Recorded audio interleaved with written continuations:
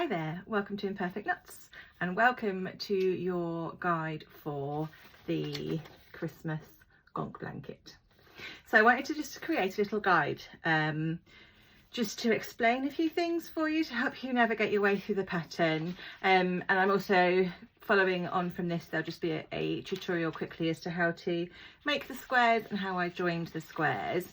So in your instructions in your guide here, obviously there's bits about all the materials that you'll need and things like that.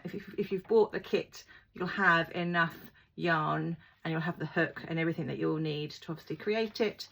And obviously if you've just bought the pattern and you're getting your own yarn, then obviously you'll just need to work out how much you're going to need. But just be warned, this beast, I have it here, this is it folded up. It's 609 granny squares. Now I did my squares 3 rounds, so they are 3 round size squares. In fact, I can show you, they are here. So they're not overly big, they're this size. I keep my tails because I actually weave them in when I join them, which I'll show you later. So they're not big, they're only 3 round granny squares, and they're solid granny squares, so they're not the traditional granny squares, they're the solid ones. And it's 609 of them that make up obviously the entire blanket. So with the guides, obviously it tells you all that, but I just wanted to explain when it comes to the layout of the squares, the easiest way that I did it. So there's 29 rows and each row is 21 squares, and I just went row by row. And the way that the pattern works out is that you're going to start at the top of his head and you're going to work your way down. And it reads from left to right as well. So when you're looking at the layout, and it will say, you know, 8 grey, 8 red, 8 grey, it's working left to right. So that's how you kind of work it out, and it's just easier because it is so many squares. Obviously you can do it where you just make all 609 squares and then put it all together, that's absolutely fine. But for me personally, I found it easy just to go row by row. So I would make the 21 squares for that one row, attach them all, and then attach it to the row that was last made, so that I'm just doing it as I go. And then I found that as well, because I'm not very good, I hate weaving in ends. So I did them as I went, because otherwise, again, I just find it too overwhelming to do it all at the end. So that's your guide to the Gonk blanket. And yes, so I hope you enjoy making it. Obviously, if you have any questions as you go, please do not hesitate to reach out. Send me a message either via email, or if you follow me on social media, then you can contact me through there as well. And obviously I look forward to seeing your finished makes. So carry on watching if you want help with the squares and things like that. But otherwise, enjoy and Merry Christmas. Okay, so to make the Gonk blanket, we are going to need to make 609 granny squares in either the red, the white, the skin colour, or the grey. And so to do that, obviously we are going to need our hook. So I am using a 4mm hook. You're going to need some scissors, a sewing needle to weave in those ends, and your yarn. Now if you bought the kit, we are using the good old-fashioned DK yarn, but obviously if you're sourcing it yourself, you can use whichever yarn you feel is going to be the best for that. So let's get started. Okay, so to make our square, to start off, we will need to make a slip knot. So wrap the yarn around your finger so it forms a crisscross underneath. Wrap it round, grab your hook, bring that back hook over your finger, and insert your hook like so. So there is our slip knot attached to our hook. And then we're going to start off by chaining 4. So yarn over and pull it through is, oh, she says 1 chain, and 2, 3, and 4. And then in that first chain, we're going to insert our hook and we're going to do a slip stitch. So pull it through, and there we have a teeny tiny circle that we have made, and we're going to work into the centre of that circle. So our first round then, we're going to start by chaining 3. So 1, 2, 3, And working into the center of that circle, we are going to work 2 trebles. So we yarn over, insert our hook and pull it through. So there is 3 loops on our hook. We're going to then yarn over, pull through 2, yarn over and pull through 2. So there's 1. So that first chain 3 we did counts as a treble, and we're going to do that again. Now I'm working in UK terms. So these are UK trebles, which is a US double, okay? And there's our first cluster. So then we're going to chain 2 to create that corner. So 1 and 2. And then we're going to work 3 trebles into the center of that circle. Ooh, getting all tangly. 1, 2. With any project, when you first start it, it's always fiddly to get going. And there's 3, so that's 2 sides of our square. So we're going to chain 2. You'll notice a theme here. And again, 3 trebles again into the center of our circle. So there's 1, there's 2, and there's 3. And again, complete the corner is 2 chains. And then to finish the last side, 3 more trebles into the center of our circle. There's 1, there's 2, and there's 3. And then again, we need to create our last corner. So we're going to chain 2, and we're going to slip stitch into the top of that chain 3 that we created to start with. She says, there it goes. So slip stitch into there, pull it tight to finish, and there you have round 1 complete.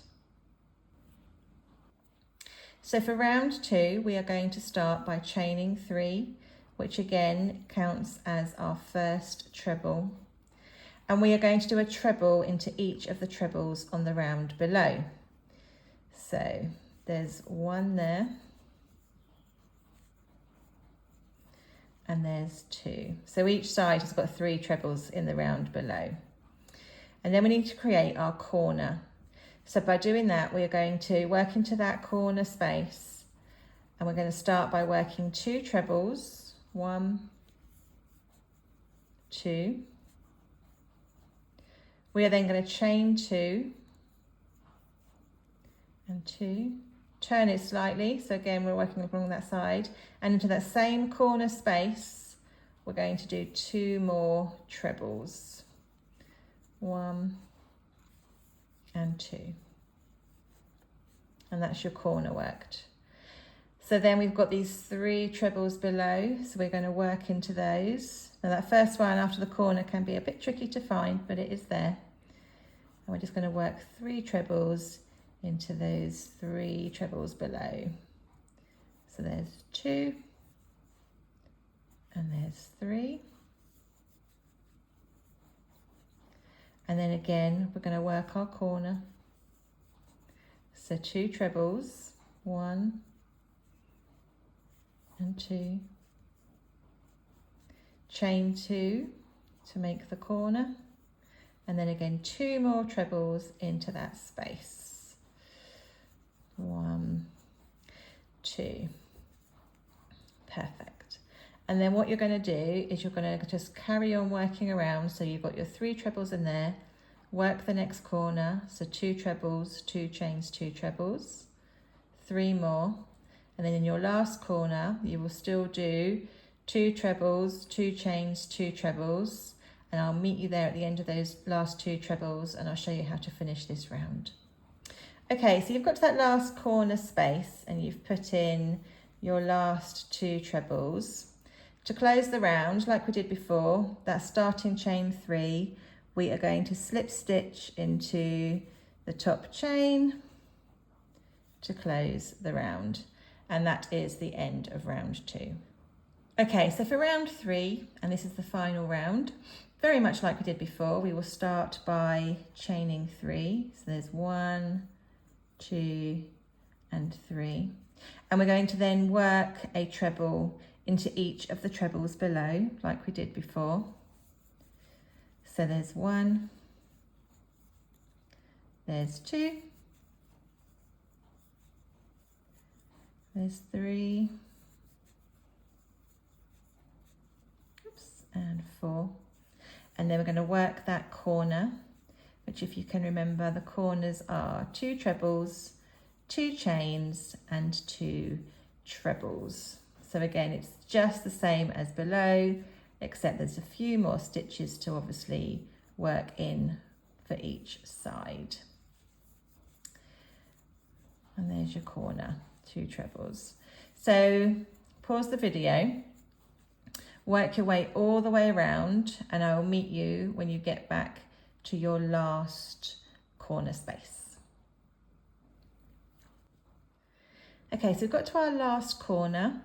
So we're going to just complete that corner by popping in 2 trebles, chaining 2, 1, 2, and popping in 2 more trebles. And to finish that side, you will see we still have 2 more stitches to work into. So there's 1 and there's 2. And then, like we did before, to close our round, we're going to join into top of that chain 3 with a slip stitch. And there we have it. And that is our squares completed. So if you just chain 1, and then you want to grab your scissors, and just snip your yarn wherever you see fit, and obviously pull that all the way through, and just make sure that's nice and tight. And there you have it, your completed square.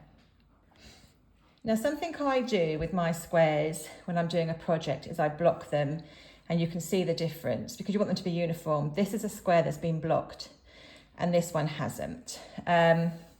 So you can do this just by using a blocking board. Let me pop these off. And obviously you want to pin it to the size that you want it to be, and you would just pop your square on there. Some people spray them with water. I don't really see the need to have to do that. But if you just pop them on there, and then it doesn't take long, and then they all then create a nice, they become uniform. So you can see they all kind of just then become the same, which is quite handy for when you're making a project with lots of squares and things like that. It is a good thing to do. Okay, so now we need to, once we've done all of our squares, so you've done your row and you've got all your 21 squares for your row, we now need to join them. Now this is obviously the way that, I'm going to show you the way that I do mine. If you have another way that you join your squares, obviously do it like that, that is not a problem, but this is just how I do mine. Now, when I'm joining them, I tend to use the colour that the squares are to join them, and then I use the grey to do the length, the width, sorry. I just find that that just made a nicer look, but again, do it however you want to do for however works for you. So the way that you want to join your squares is you want to get your right side. So the way you're going to figure out your right side and your wrong side is, look, if we flip these ones over, our tails are still there. This is one of the reasons I don't chop my tails off to start with. They are still there, so that I know that that is my wrong side. So you want to join them so that your right sides are facing each other, okay? It does make life easier. You need to kind of give it a little wiggle. Is what your corners are then quite helpful for, to give that little wiggle, okay? So the best thing we are going to do to join them is we are then going to, I'm using my crochet hook, not a sewing needle. So again, we're going to create a slip knot on our finger, and we are going to attach them.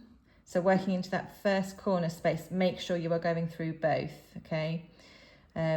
You're going to just join that to start with a slip stitch. Now again, this can be fiddly. So we're joined on. Now I am going to work that tail in as I go. So I'm going to bring it across so it's underneath.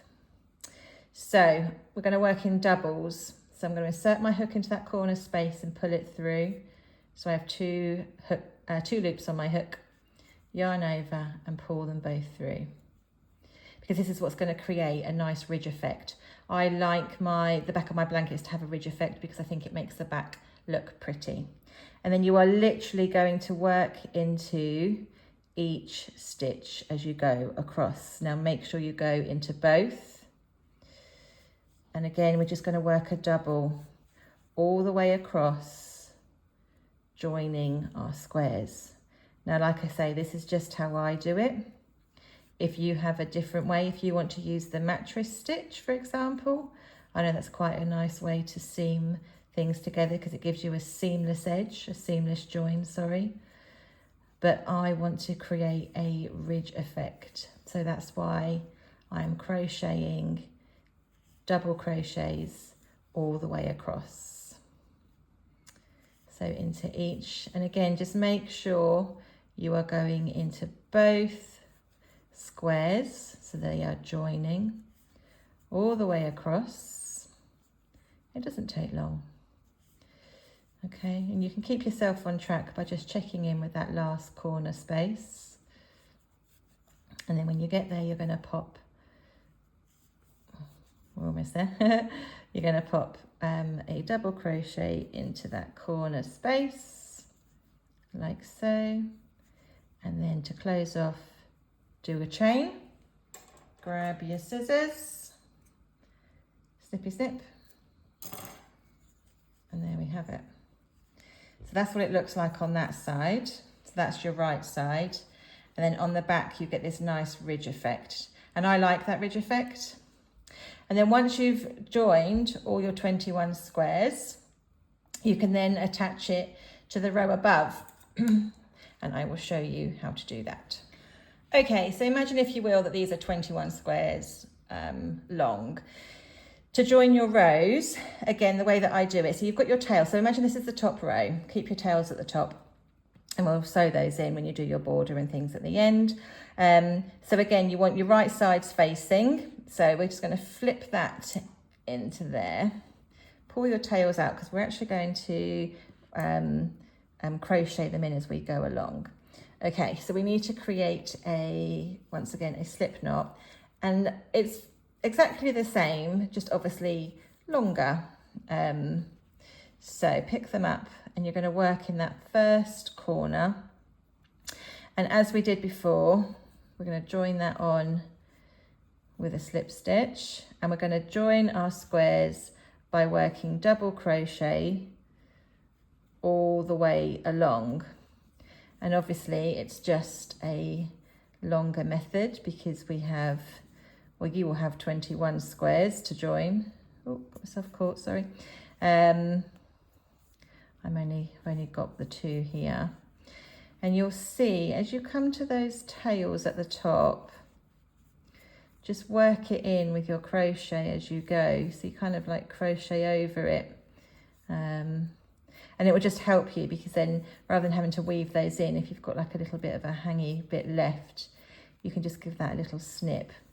Now you just need to make sure with your squares that they haven't slid. So just find those corners. So there's my first one. And just make sure that you just stay aligned. So using those corners as a guide is a really good way just to help you navigate your way across the squares so that you are keeping them in line with each other. So again, find that next square and find that next corner. There we are. And you just need to make sure, as we did when we were joining the two, that you are working through both squares. And that your stitches are aligned.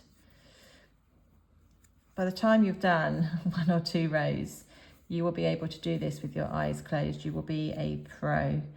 And like I say, it's 29 rows, this blanket. So by the time you get to the end of it, you will, know what you're doing. Granny squares will become life. but it is a lot of fun to make. So there we go.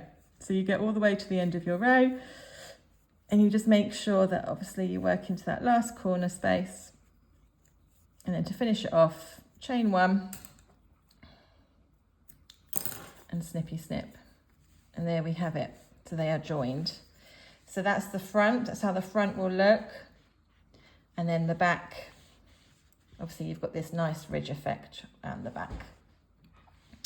And then you need to fix your ends. So we are going to have to weave in a couple. Obviously these ones here, because that's your top, you can leave. But so for example, this one can be a straight snip because these are the ones from the center of our squares. That one we've worked in, so just give it a little tug just to make sure it's nice and neat. That one's been worked in. And I just find doing my ends as I go is just a great way to work them in.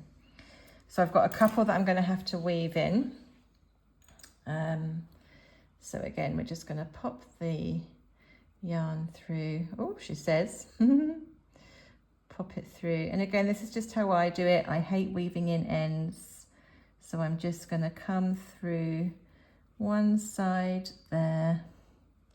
And I'm just going to wiggle him through my seam a little bit. There we go. And then I'll snip it off. And obviously I'll do that one as well. And that is how you join them all together. So imagine there is now 609 squares all attached. You have your Gonk blanket pattern all completed. If you want to finish it off and just to tidy it up, you can put a border around. Now what I did with mine is I just did 3 rounds of double crochet all the way around in each of the colours. And you can do it whichever order that you want to, but I'll just show you what that looks like. So again, we're just going to join on with a slip knot and just starting in the top right corner, have the right side facing you obviously. We're going to join in with a slip stitch and we're going to chain 1 and we're going to pop in a double crochet and I'm going to weave in that end as I go, and we are literally going to do a double crochet into each stitch below all the way across. Oops, that's my tail. So these tails that we had from your top line, you see, look, they will now get worked in with our border. And you're just going to do this all the way across. Now when you get to a join, which I will show you when we get there. Here we go. So when we get to our join here, you just kind of want to get one in that corner space and then bring it over into the next corner space, like so. And then again, just keep going all the way along to our corner. Da-da-da. And again, we've got another tail here that we can work in. The first round is always the fiddliest as you're going. And again, you can create any border that you want to create that you think is going to look nicest. But we'll come all the way. And then when we get to our corner, so we're going to do that corner by working, oh, poked it through the wrong bit, excuse me. So we will do 2 doubles. And we're going to actually chain 3. And then we're going to work 2 more doubles.